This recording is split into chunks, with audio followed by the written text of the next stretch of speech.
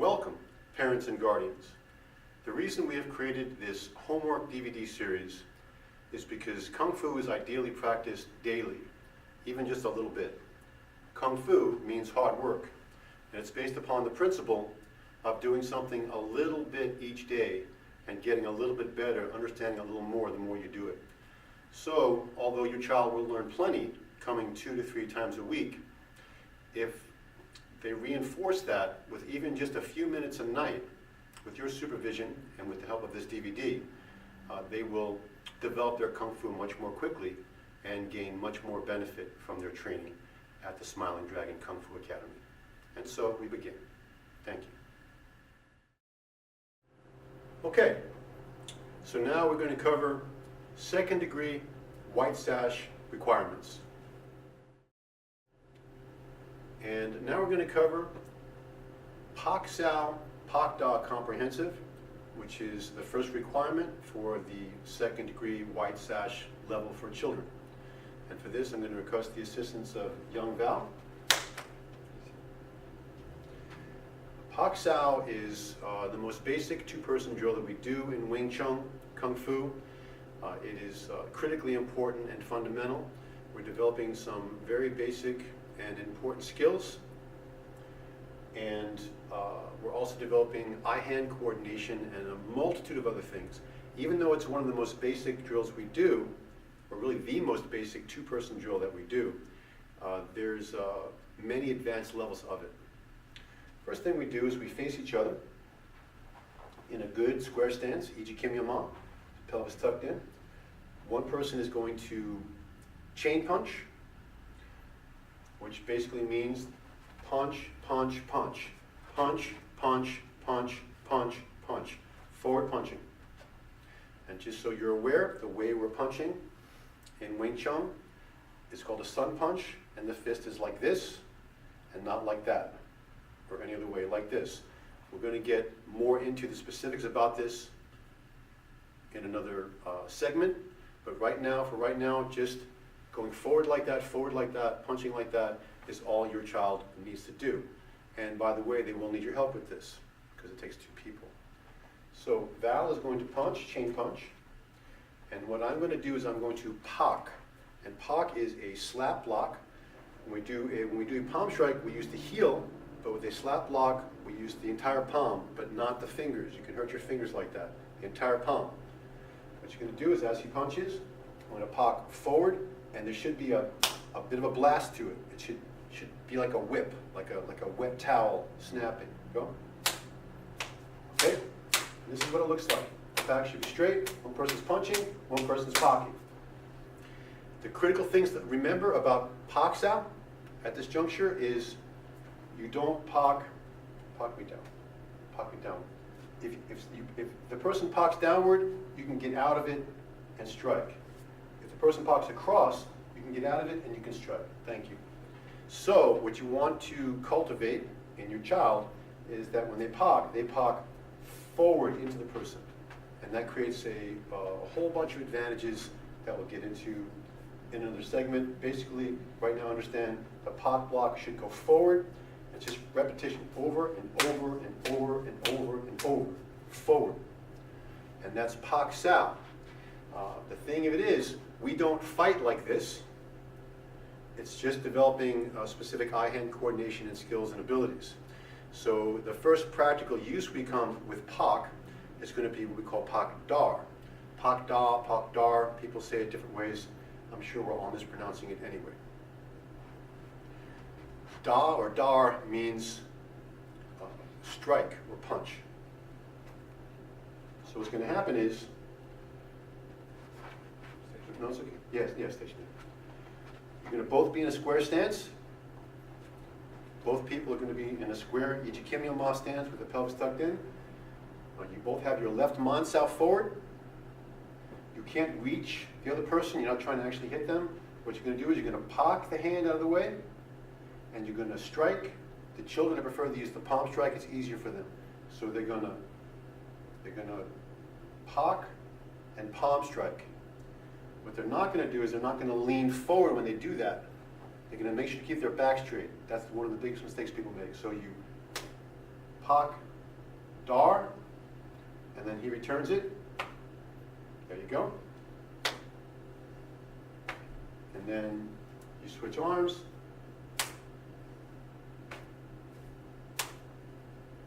So the main thing is keep your back straight and put a pop, and the pop should be disruptive. We're not trying to use superior physical strength. We're using our whole body and disruptiveness to move that arm. If that person is really strong, you can still move them if you pop it.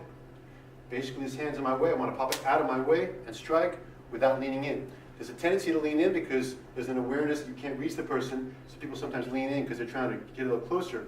You're not trying to reach them, you're just training at this level. So you pak dar, and it also has to be simultaneous, very important. Pak dar. And there you have pak sao and pak dar comprehensive for your child's level of testing.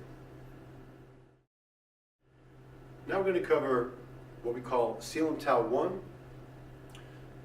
which the name is derived from the first form in Wing Chun. And these very important sequences have been personally developed by Sigum Dr. Krishoni himself with his 40+ years of extensive Wing Chun experience.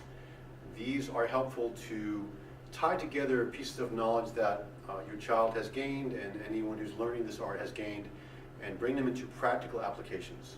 So for this, I'm going to ask young Val to come and assist me again. Now you're going to see, we call them, they're like Lego pieces. You've seen all these pieces before, now I'm going to tie them together in a more practical application. So, young Val's going to be in a forward position. Scooch over this way, I'll tell you. Thank you. Good root, get good root. All right, I'm going to be in a side horse. The side horse, as we recall, is a square stance, turn slight to the side. So I'm going to be slight to the side, turn slight to the side, and this gives me an advantage here. Also, I'm not directly even with him with his foot. His foot and my foot are not directly even. I'm a little bit outside of him because I'm vying for the outside to gain a safer place to defend myself than head on. So I'm in a side horse. He's in a forward position. He's going to do his sneaky front kick, which you've seen before. I'm going to block with my leg, and pak dar, which you just saw. I'm going to do it again. From here, he's going to kick. I'm going to block with my leg, pak dar. A couple of very important things to point out here. The most important thing at this level for children is that they get their leg up and block the kick with their leg. In Wing Chun, we teach, very important because we fight very close, if you block someone's leg with your hands, you're wide open. So you want to mostly, for the most part, block legs with legs. So what they're learning is, this person comes to kick, and they learn to get that leg up. Always keep their hands up, really again. You get that leg up, you get your leg up. So first thing is, they're learning to block that leg with their leg. Next thing is, once they land, what are they going to do? With his hands in the way, they're going to use their front hand, not their back hand, no matter what side they're on, and they have to do it from both sides. Everything's done in an ambidextrous fashion in Wing Chun. So no matter what side they're on, they can use their forward hand, their man side hand to pak, because there are structural advantages to that. So once they block the leg, they're going to land, and they're going to pak with their forward hand. The other important thing to point out is, we call this the Krishoni 1 foot rule. Their foot should be 1 foot distance behind the other foot. Because if you're here, it's too easy for them to reach you. If you're just 1 foot away, you see, it gives that little bit of edge of advantage. So these are the critically important things. The critically important things are, you start in a mirror image, you're a little bit outside in the first place, they kick, you block with your leg, you go on the outside, at least a foot away, and pak dar. One more thing at a more advanced level is your foot should be wedging into the center. But I'm not that critical with the children about that, because they'll get to that as they advance in their Wing Chun career. The wedging just means, if he puts his leg up, it means that you're not trying to push it that way with your leg. You're not trying to do this. You want to come up and come into it at a 45-degree angle. That's just a finer point, but as I said, they won't be tested too critically on that point at this juncture because they're children. They'll get to it as time goes on. But if they're picking it up quickly and you want to do it as perfect as possible, you want that to be a wedge. If you don't understand what I mean by that from the video, please see me in person. I'll be happy to tell you. And this is Silentau 1, or as we also refer to for the children's sake, Dragon Intercepts Tiger. The next aspect that we're going to cover for second degree white sash testing for the children is going to be what we call pressure testing. And you see this in class all the time. It's very, very simple, but also extremely important. Val, please. Okay, so, forward position for this fellow. He's going to get a good root. He's going to make sure that his stance is big enough. Make that look just a little bit. Okay, forward position. The important thing here is the pelvis is tucked in. He's not doing that. His pelvis is tucked in. His back is straight. The shoulder, the waist, and the ankle should be a straight line. The weight should be 50-50, equally distributed. He shouldn't be leaning on his back leg at all. It shouldn't be 60-40. It should be very even, and there's very important reasons for all of that. What's going to happen is, as I push on him, if his back is straight and his pelvis is tucked in, he's going to work on sending my energy into the ground. So I'm literally pushing against the ground, not pushing against his physical strength, but pushing into the ground. I can't move the ground. If the back is leaning backward even a little bit, right away, you can't maintain that or do that. So the most important thing here is just to make sure the back is vertical, the pelvis is tucked in. Just push on them and encourage them, which is really a rather profound thing for a child to get, but they do seem to get it, is that my energy is going that way. He's directing, Val is directing into the ground to make him immovable. And they need to be able to do that on both sides. At this level, that's all they have to do. The next thing that we will cover is something we call simultaneous attack and defense with 3 different positions. There are much more advanced levels of this and ways that we do this as your child progresses in their Wing Chun career. At this point, we keep it as simple as possible, but it is still an excellent understanding of self-defense for them to have already at the beginning of their Wing Chun development. Young Val? So Val is going to stand in Ichikemyuma, or square stance. Simultaneous attack and defense is very important because, don't do it simultaneously at this point. If I swing at Val and he blocks it, but doesn't hit me, it gives me a chance to do something else. And we see this all the time, these old bar fights, the old John Wayne movies. You do that, and then you do that. Okay? In Wing Chun we learn, if I block him and he hits me, if I throw the punch and he blocks it and hits me simultaneously, more simultaneously, he skips a whole step and it makes him twice as fast. So it's a beautiful thing. First thing they're going to do is, so we have 3 techniques they're going to use. One for a high block, one for a medium block, and one for a low block. The high block is called Busao, and it basically just goes out like that, packed fingers, straight up and out, fully extended. So Busao looks like that. They're going to use their forearm, not their hand, to block.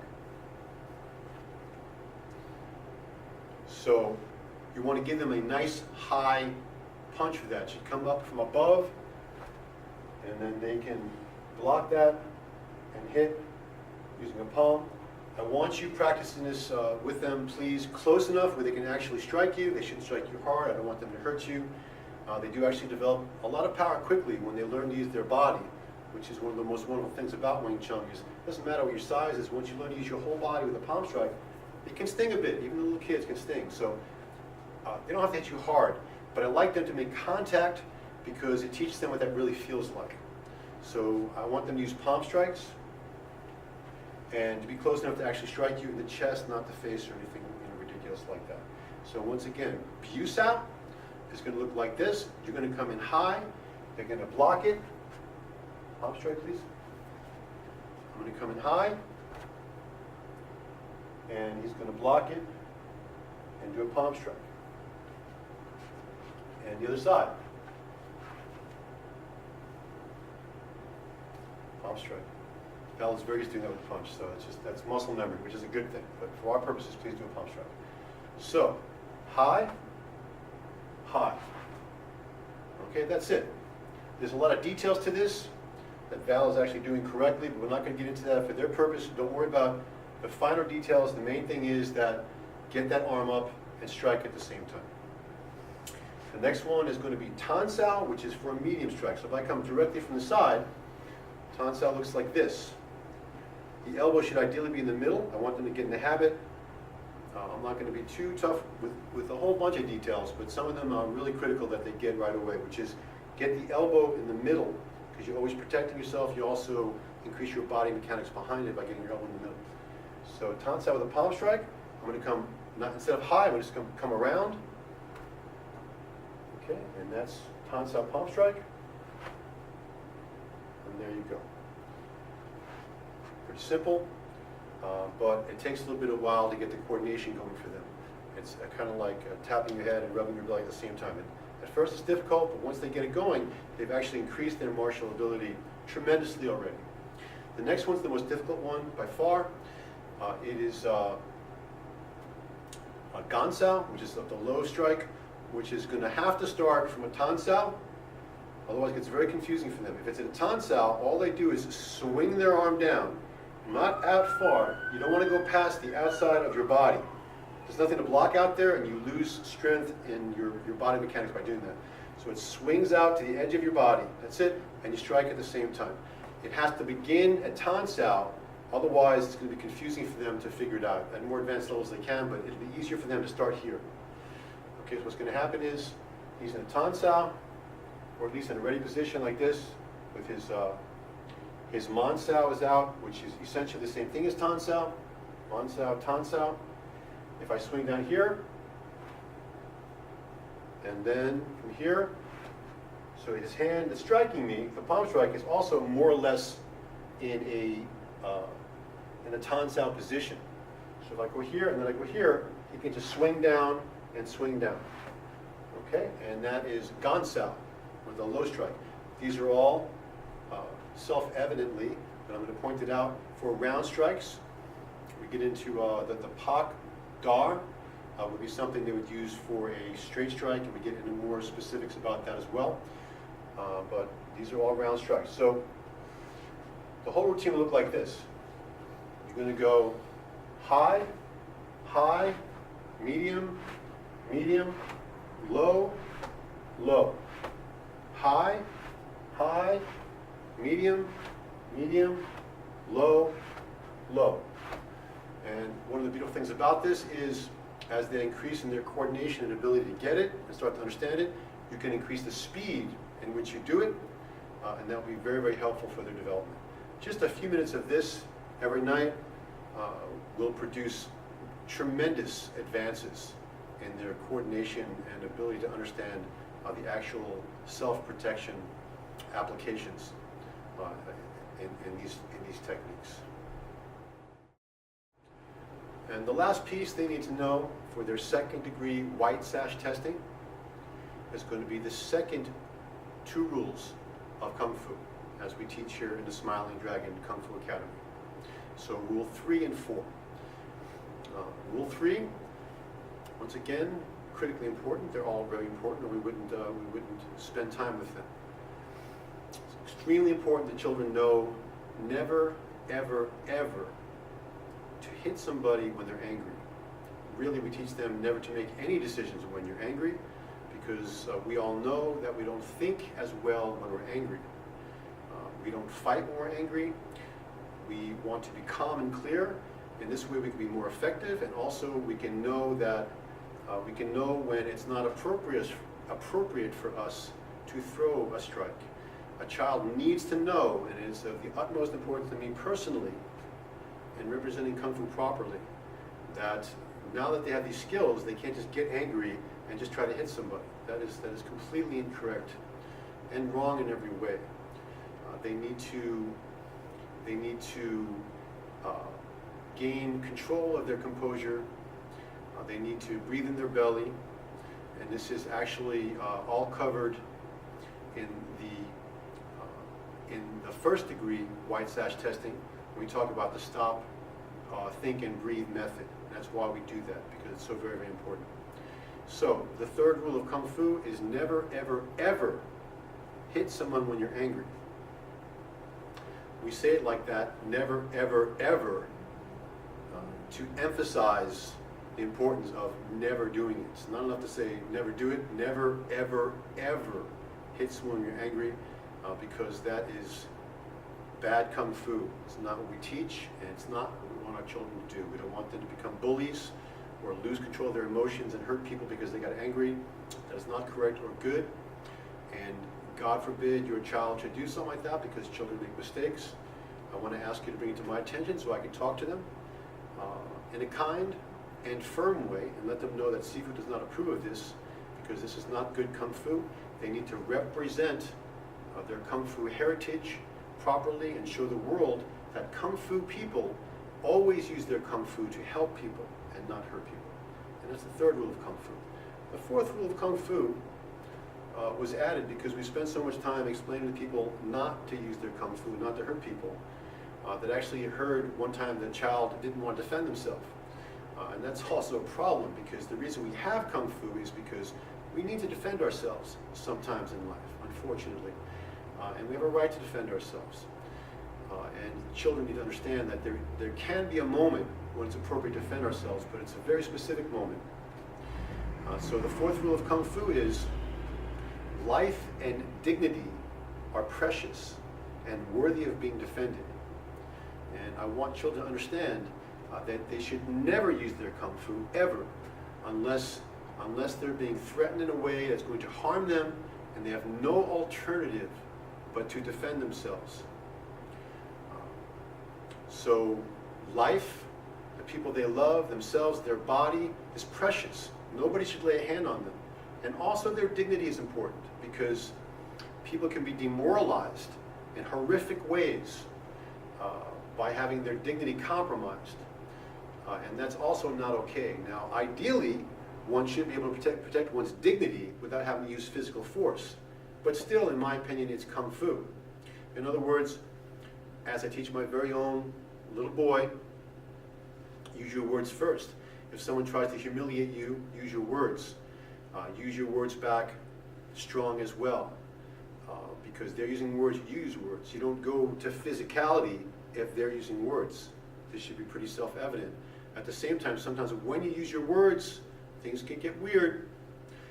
So that's why we state it that way. You need to be able to defend not only yourself and the people you love, but also your dignity. You don't let people treat you like garbage, because if you do, you become everyone's chump, and everyone treats you that way their whole life, and that's no way to live. It's not worthy of your child. It's not worthy of any human living being, and it is not good Kung Fu. So the fourth rule of Kung Fu is life and dignity are precious and worthy of being defended, and they need to know this as well for their test.